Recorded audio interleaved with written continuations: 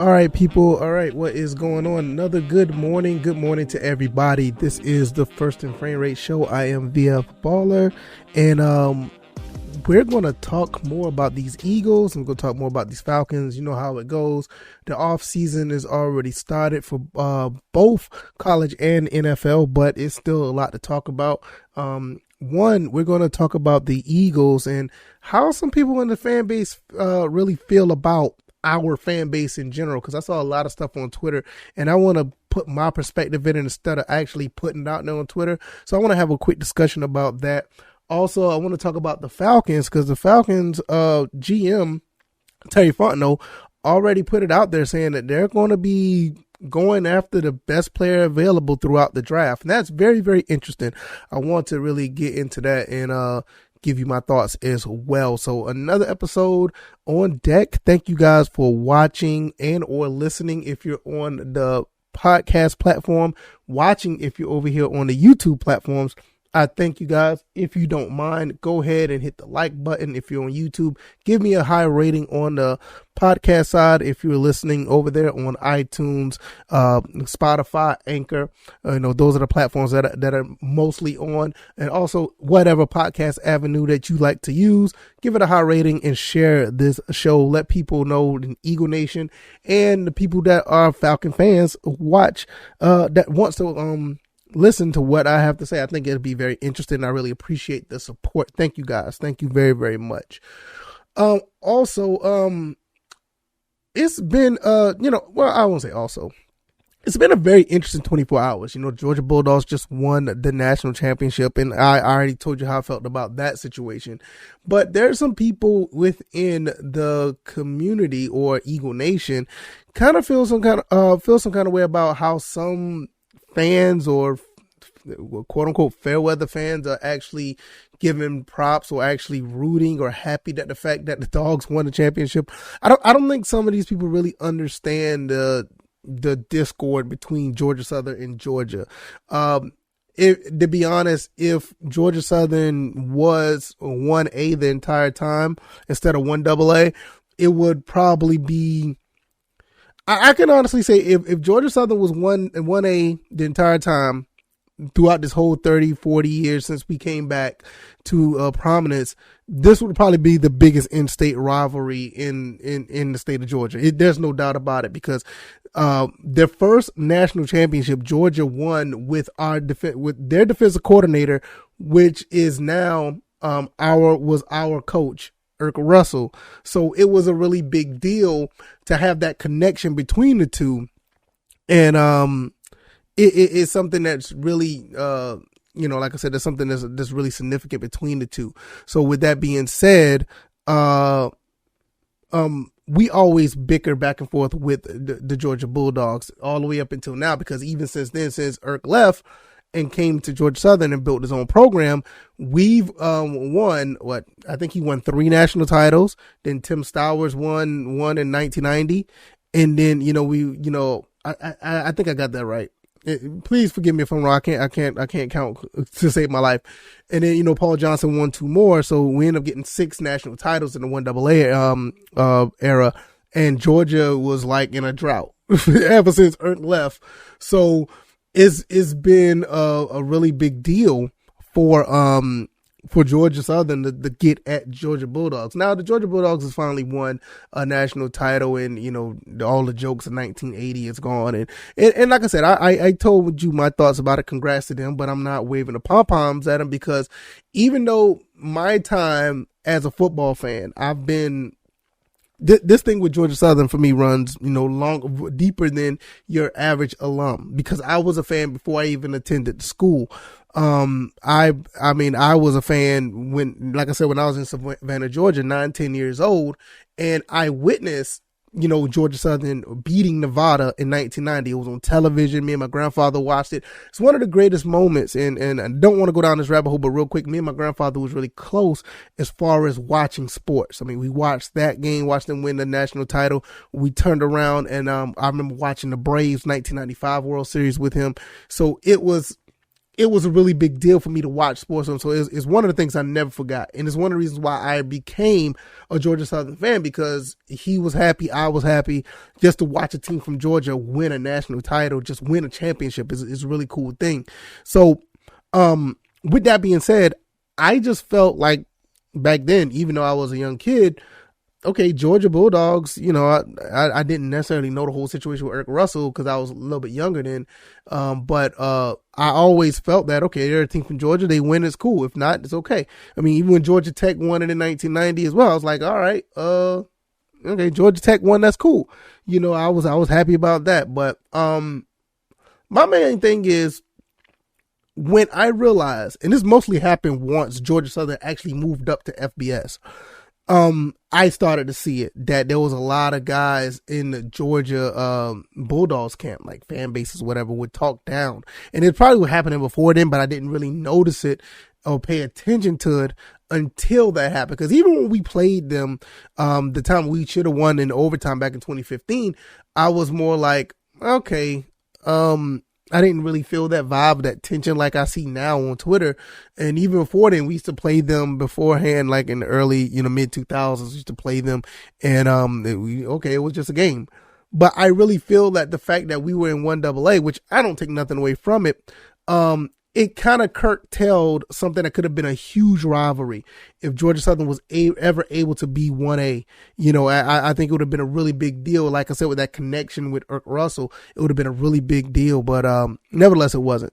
But like I said, I saw a lot of people on the fan bases like really going at other people for congratulating Georgia, or actually their fans as well of Georgia. They, you got dual fans, and this is the thing, you're not going to change that. Our fan base, defining our fan base is basically based on being likable and winning games.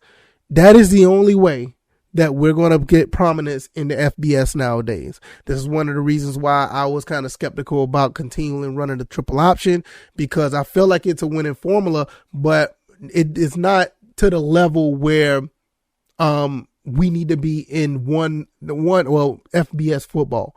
I felt like we need to get up with the modern times. We need to be winning 10, 11 games in the FBS, just like we did in the FCS, and actually start showing people not only that this team is a prominent in 1A or 1AA, we are prominent in 1A or FBS. So, that's the only way. If you want to define our fan base, you're going to know really quick based on how many games we win.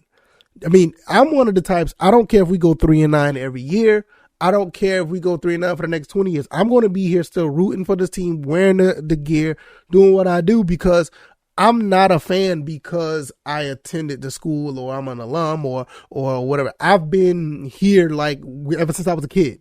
Like I said, I grew up. And the thing is, the sad thing about it is there's a lot of people that I know that's from Savannah that grew up around the time I did, really didn't follow Georgia Southern like that. And that's another thing that's this fan base has to understand, and this fan base is going to have to realize this fan base is going to be very personal, and it's going to be, it has to become personal because it has to have an attachment. And like I said, a lot of guys that are alum are going to be somewhat fans, but the name recognition, Georgia Bulldogs is probably like one of the biggest names in all of college football, if not the biggest. I mean, you may have like Alabama, Ohio State, USC, Penn State, Notre Dame. You may have like 5 or 10 teams that are, worldwide known in college football, or just easily known for people who don't even know college or college in general. They're just that recognizable. So, you're going to have people in the state of Georgia just going to be like, Georgia Bulldogs, Georgia Tech. You're going to have people that's going to have those dual or tri fans. That's going to be fans of 3 or 4 different teams. And I mean, that's just how it is. Like I said, I don't have a problem watching Georgia win a title, and I don't have a problem with the team per se. I never did. But the problem is like I said, the fan base. I mean, it's one thing to have like a real honest rivalry between the two teams, But it gets to the point where fans are just flat out disrespectful to the point where I don't want to sit on the same sideline with them rooting for a team. I mean, it's just an awful fan base when it comes to my school. And that's just the way I deal with it. It's nothing against the team per se. It's like I don't have a problem with, Stetson Bennett, the Kobe Dean or the coach or any of that, and Mark Richt or, Kirby Smart. I don't have a problem with none of them. I think that it's phenomenal for them to build an organization or a program like that. But at the same time, it has to be attractive. And you got to have, and to bring in more fans, you have to be attractive. And I don't know, the growing list of fans, they're like true fans. But one thing I know, if you want to become a fan of a team, if you want to know how people become fans of teams, like genuinely become fans of teams, you have to understand that the team has to be likable. They have to create a moment in time that they will remember forever. Like I said, when I watched Georgia Southern beat Nevada in 1990, I mean, I can't remember who all was there. I mean, thank God for, Captain Clack. You can watch that game again on YouTube. I'll probably put the link down in the description if you want to watch that game. That was my first experience really understanding Georgia Southern football. And that's how I become a real fan. Okay, it's a local team basically. I mean, Statesboro's like an hour away from where I live. My grandfather was watching and I was just watching, and it was good to see them win. I mean, I think the last part of that game, they scored like 2 touchdowns or something. I mean, they scored a whole bunch of points in the fourth quarter, and I was like, they shut the door on this game. And that's one of the ways that I became a fan. And I think with some people, even with Georgia Southern, fans, alumni or alum, some people watched that game last night and became fans because the state of Georgia actually won something. Because even though that they're Georgia Southern fans or they're part of Georgia Southern, it's good for them to see, okay, the state of Georgia won something significant, and they became fans. Or someone was like closet fans to begin with. I mean, it's just really weird. But defining our fan base at the end of the day, I just feel that we need to understand that people who wear, the blue and white, people who put on this gear, it's really a close-knit circuit. A close-knit circle. It's been that way for decades. I mean, Georgia Southern is known all over the country now because you have people moving it around. But it was at one point where Georgia Southern, even with the national titles that they were winning, it still felt like it was more close-knit. And it's nothing wrong with that, but now we're playing big boy football. And this is one of the things I always talk about. We're playing big boy football now. And when we're playing big boy football, we need to get in order to where we can show that we play big boy football. Shout out to Coach Helton. I'm looking at what he's doing. He has another quarterback coming to visit this weekend or next weekend. We're going to have like 7 quarterbacks on the roster, man. I mean, it's ridiculous.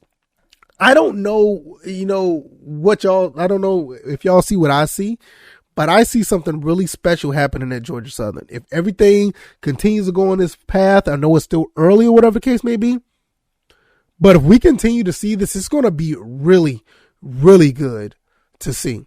It's going to be really good to see in the next 2, 3, 4 years, however long Helton's going to be here. Because my thing is, I feel like even now, if Helton stays for 2 or 3 years, 4 years, there's somebody right behind him is going to probably try to carry that torch.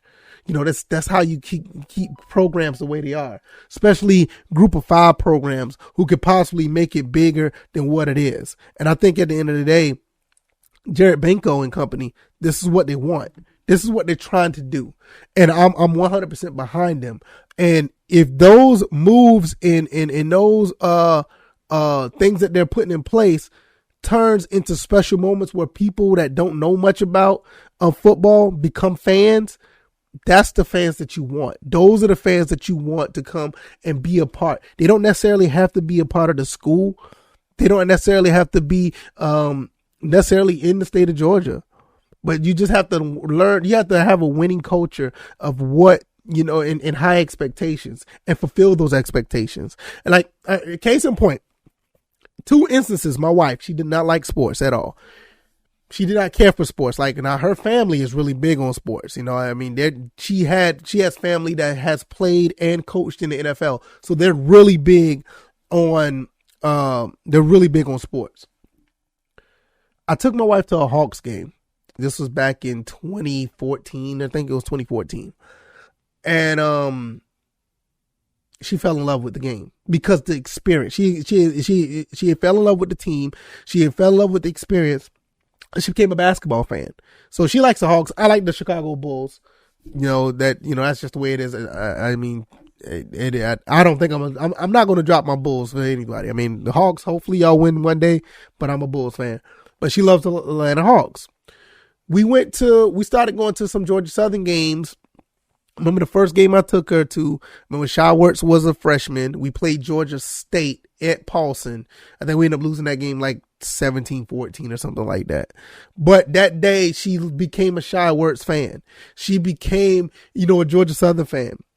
We turned right back around and went to the Camellia Bowl. Then, do I need to talk about the Camellia Bowl? We went all the way to Alabama to go to the Camellia Bowl. My wife was 8 months pregnant with our son, and she watched Tyler Bass kick that field goal. She's a Tyler Bass fan. She loves Georgia Southern. She watches Tyler Bass in the NFL now. It's those type of things that you have to create within your fan base. But it has to start with what happens at home. These guys at Georgia Southern are going to have to win some football games, and they're going to have to do it in a fashion where it means something to the person who's watching. That's how you create fans. So hopefully that will be the case. I can't wait to see how that plays out. Excuse me. Excuse me. I don't have much more to say about that. I just want to leave it there because I feel that at the end of the day, you have to find a way to weed out the problems within a fan base. You just can't you can't go at them. I mean, Twitter timeline is going to be crazy. All that stuff is going to be what it is. You have to understand people are going to be fans of teams. That's just how it's going to be. I mean, I'm not going to sit here and say I'm not happy for the Bulldogs. I mean, of course I am. That's a team in Georgia that won. I mean, and I don't have nothing against the team per se, but I just don't root for them anymore because I can't deal with the fan base, because when you have a fan base, you have some people in this fan. And I know it may be a minority, and most of them on Twitter, but you have a lot of people in the fan base find out that you like Georgia Southern as well, or you are a Georgia Southern alum.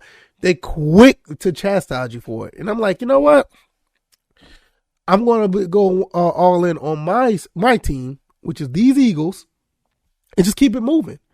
I'm just not going to deal with this. So we just have to, whatever our fan base is going to be, we just have to continue to put a good product on the field. I don't care what anybody says.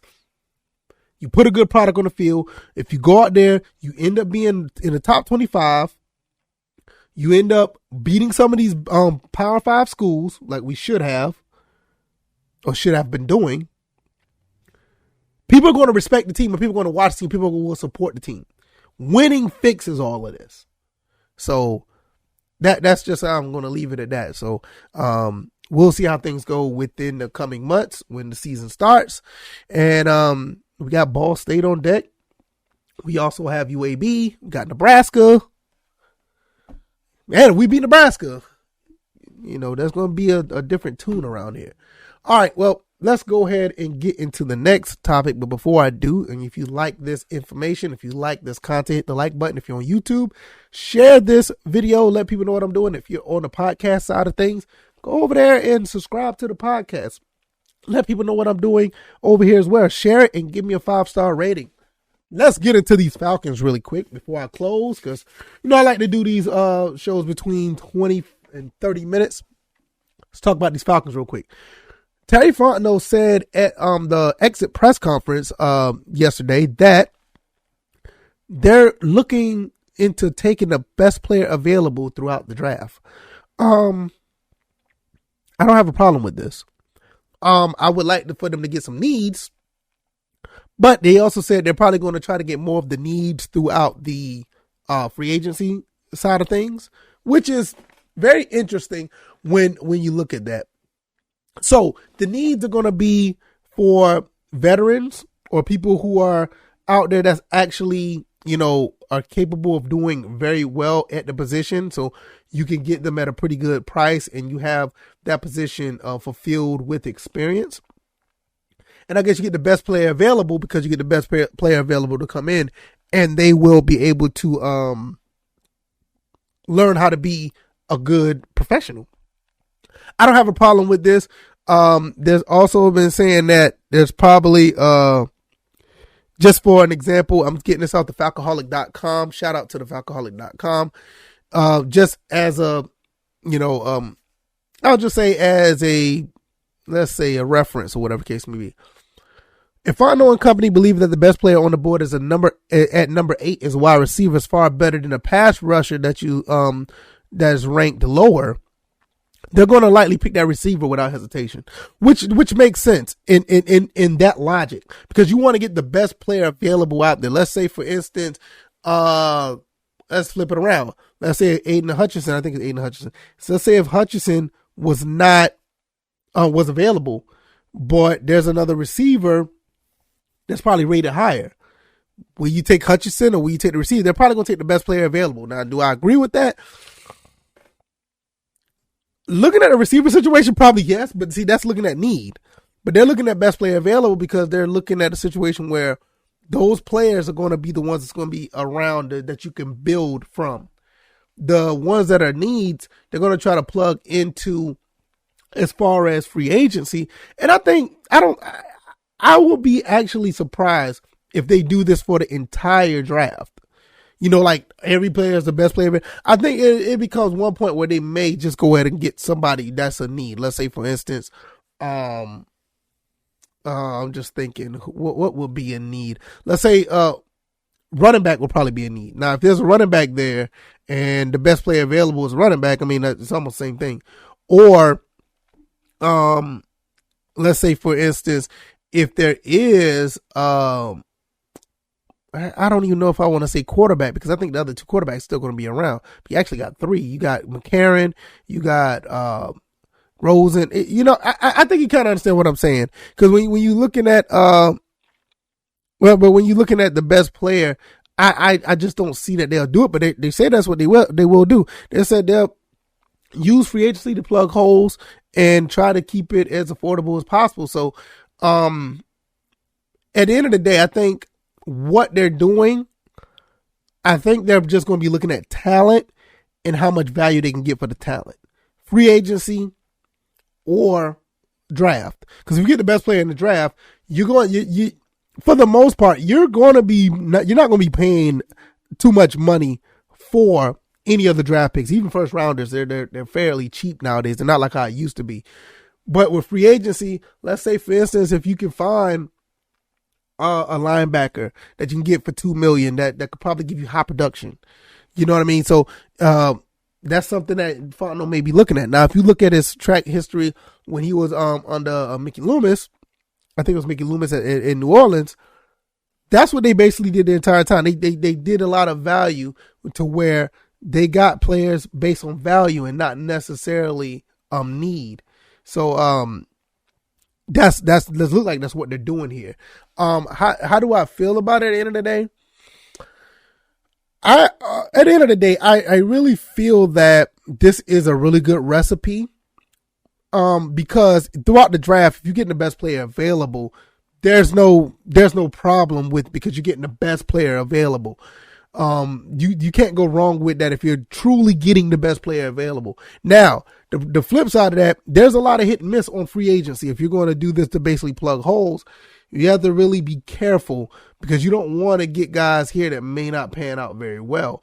For instance, we kind of seen that with, I think it was with Fabian Monroe. I like Fabian Monroe, but he had too many issues on playing corner. I think Harmon did okay. What's his name? Eric Harris. I think that was a miss on that one too. So you got to be really careful. Who's going to replace Deion Jones if he's not going to be here?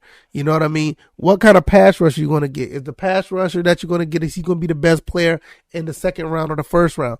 Me personally, I've already said I think they should go offensive line in the first round, but I don't know how that's going to play out. Hey, we got 2 first-round picks, plus we may be getting rid of Calvin Ridley, so we may have a way to get back into the first round. You just never know how this is going to play out. But with that being said, I feel like we should still go offensive line first. Then we should go with what's the other edge rush or cornerback, and then go wide receiver. Because I don't think there's too many wide receivers out here that's going to be going like first round. I think the situation with Mechie and Jameson, I don't know if they're going pro or whatever, but if they are, I think it kind of messed up their the ACL injury kind of messed up the draft stock. They'll probably be going back a little bit, that's if they're coming out. But whatever the case may be, you could probably get one of them in the third round or the late second or whatever the case may be. You just never know. But we do need a receiver. We need a couple of them actually, and we'll see how it plays out. But I think we definitely need some protection up front. There's no doubt about that. We need protection up front. We also need some pass rush. So I think Dante Fowler is so hit and miss. I mean, there was one time he was getting, I think he had like 3 or 4 strip sacks this season, but there's other times he just was disappeared. Don't know where he is. So I feel like offensive line, edge rush, cornerback, wide receiver. Not necessarily in that order, but I personally think that offensive line should be first, because the offensive line was terrible. Oh my God, it was terrible. But they may go defense. If they go defense, that's cool, and hopefully we'll address the offensive line situation down the road, or they may use free agency to use it, because they just said that here as well. So we'll see how that goes. Well, that's pretty much it for me on this episode. Hopefully you guys understood where I was coming from. As far as this fan base situation goes, hey, look, don't let it get you down. The main thing is we have to be the fan base to stand tall and stand strong no matter what. We just went through a 3-9 season. And with that being said, we don't want to see that again, but we gotta continue to push and root for not only our players, but the coaches as well, for them to do the best they can. Because trust me, there's been a study out there to say they look at Twitter. They look at us. Some guys recruited, that was recruited, committed because of Twitter. You know, so every time I see somebody that's coming through, that's coming to visit Statesboro or receive the offer, I'm sitting there trying to send them a message, letting them know that they're supported. This fan base, myself, I'm going to be out here on these podcasts talking about them. You guys, if you want to come to this school and actually perform and play at the highest level possible, why not? Why wouldn't I support that? Because I want to see this team put up some Sun Belt trophies. I want to see them get some bowl wins. I want to see us to win at the minimum 8 games. Minimum.